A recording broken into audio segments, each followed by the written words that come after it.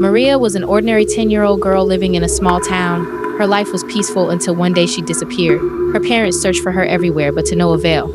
That fateful night, a stranger had snatched her and dragged her into his basement. The basement was dark and damp, with a small window barely letting in any light. There, among old boxes and cobwebs, Maria spent years. Her captor rarely visited, bringing just enough food and water, never speaking to her. Time seemed endless, with each day blending into the next. Maria gradually lost hope until one day she noticed the basement door was poorly shut.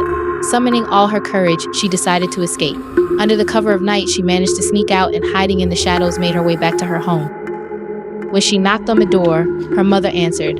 For a moment, Maria felt relief, but then she saw the emptiness in her mother's eyes. She didn't recognize her. "Excuse me, who are you?" her mother asked.